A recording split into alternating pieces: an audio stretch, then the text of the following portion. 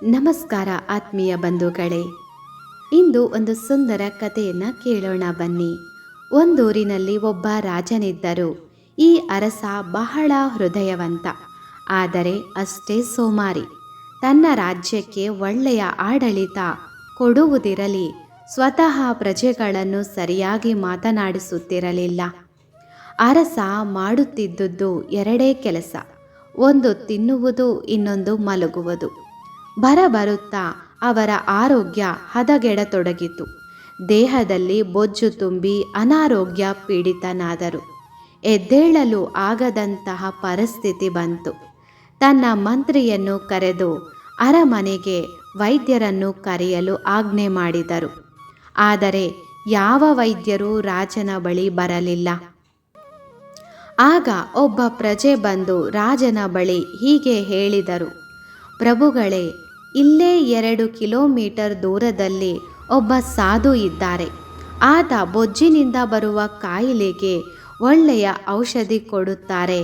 ಆತ ಕೊಡುವ ಮದ್ದಿನಿಂದ ಬೊಜ್ಜು ಕರಗಿ ಬೇಗನೆ ಕಾಯಿಲೆ ವಾಸಿಯಾಗುತ್ತದೆ ಎಂದರು. ಆ ಸಾಧು ಸಂತನನ್ನು ಅರಮನೆಗೆ ಬರು ಹೇಳು ಎಂದು ಆಜ್ಞೆ ಮಾಡಿದರು ಮಹಾರಾಜರು. ಪ್ರಭುಗಳೇ, ಆ ಸಾಧು ಸಂತ ಅರಮನೆಗೆ ಬರಲಾರ. ತಾವೇ ಅಲ್ಲಿಗೆ ದಯಮಾಡಿಸಬೇಕು. ಅದು ಕೂಡ ಯಾವುದೇ ವಾಹನದಲ್ಲಿ ಹೋಗುವಂತಿಲ್ಲ, ಕಾಲ್ನಡಿಗೆಯಲ್ಲೇ ಹೋಗಬೇಕು. ಹಾಗಿದ್ದರೆ ಮಾತ್ರ ಆತ ಚಿಕಿತ್ಸೆ ಕೊಡುತ್ತಾನೆ ಎಂದರು. ಕೊನೆಗೆ ರಾಜ ಹೇಗೋ ಪ್ರಯಾಸಪಟ್ಟು ನಡೆದುಕೊಂಡೇ ಸಾಧು ಸಂತನ ಆಶ್ರಮಕ್ಕೆ ಹೋದರು. ಆದರೆ ಅಲ್ಲಿ ಆ ಸಾಧು ಸಂತ ಇರಲೇ ಇಲ್ಲ. ಮರುದಿನ ಪುನಃ ರಾಜ ನಡೆದುಕೊಂಡೇ ಚಿಕಿತ್ಸೆಗಾಗಿ ತೆರಳಿದರು. 3ನೇ ದಿನವೂ ಸಾಧು ಸಂತ ಕಣ್ಮರೆ. 3ನೇ ದಿನ, 4ನೇ ದಿನ, ಹೀಗೆ 1 ತಿಂಗಳು ಪೂರ್ತಿ 2 ಕಿಲೋಮೀಟರ್ ನಡೆದುಕೊಂಡೇ ಆಶ್ರಮಕ್ಕೆ ಹೋಗಿ ಬಂದ ಆ ಮಹಾರಾಜರು 1 ತಿಂಗಳು ಕಳೆದು ಮತ್ತೊಂದು ದಿನ ಮಹಾರಾಜ ಆಶ್ರಮಕ್ಕೆ ಬಂದಾಗ ಸಾಧು ಸಂತ ಪ್ರತ್ಯಕ್ಷನಾದ.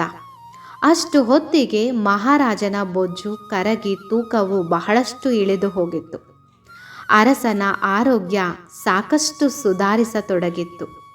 ಕೊನೆಯ ದಿನ ಮಹಾರಾಜನನ್ನು ಪರೀಕ್ಷೆ ಮಾಡಿದ ಸಾಧು ಸಂತ: ಪ್ರಭು, ನೀವು ಬರೀ ತಿಂದು ಮಲಗಿದರೆ ಇದೇ ರೀತಿ ತೂಕ ಏರಿ ಬೊಜ್ಜು ತುಂಬಿ ಆರೋಗ್ಯ ಹದಗೆಡುತ್ತದೆ.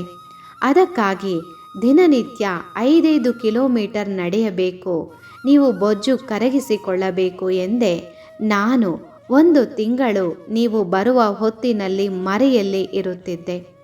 ಆದರೆ ನಿಮ್ಮ ದೈಹಿಕ ಸ್ಥಿತಿಯನ್ನು ಗಮನಿಸುತ್ತಲೇ ಇದ್ದೆ. ಈಗ ನೀವು ಆರಾಮವಾಗಿದ್ದೀರಿ. ಪ್ರತಿನಿತ್ಯ ಬರೀ ತಿಂದು ಮಲಗುವುದನ್ನು ಬಿಟ್ಟು ರಾಜ್ಯದ ಜನರ ಹಿತಾಸಕ್ತಿ ಗಮನಿಸಿ, ಆರೋಗ್ಯದ ಕಡೆ ನಿಗಾ ವಹಿಸಿ, ನಡಿಗೆಯನ್ನು ಸತತವಾಗಿ ಮಾಡಿ, ನೀವು ದೀರ್ಘಕಾಲ ಬಾಳುವಿರಿ ಎಂದು ಸಲಹೆ ಕೊಟ್ಟರು. ರಾಜ ಸೋಮಾರಿತನ ಬಿಟ್ಟರು. ಸಾಧು ಸಂತನ ಮಾತನ್ನು ಚಾಚು ತಪ್ಪದೆ ಪಾಲಿಸತೊಡಗಿದರು. ಬೇಗ ಆರೋಗ್ಯವಂತನಾದರು. 1 ತಿಂಗಳಲ್ಲಿ ಸಾಕಷ್ಟು ಮನ ಪರಿವರ್ತನೆ ಮಾಡಿಕೊಂಡರು. ಪ್ರಜೆಗಳ ಕಷ್ಟ ಸುಖ ವಿಚಾರಿಸತೊಡಗಿದರು. ಉತ್ತಮ ಆಡಳಿತ ನೀಡಿದರು. ಪ್ರಜೆಗಳೆಲ್ಲರಿಗೂ ಖುಷಿ ಸಮಾಧಾನವಾಯಿತು. ಓಕೆ ಸ್ನೇಹಿತರೆ, ಈ ವಿಡಿಯೋ ನೋಡಿದ್ದಕ್ಕೆ ತಮಗೆ ಧನ್ಯವಾದಗಳು. ನಮಸ್ತೆ.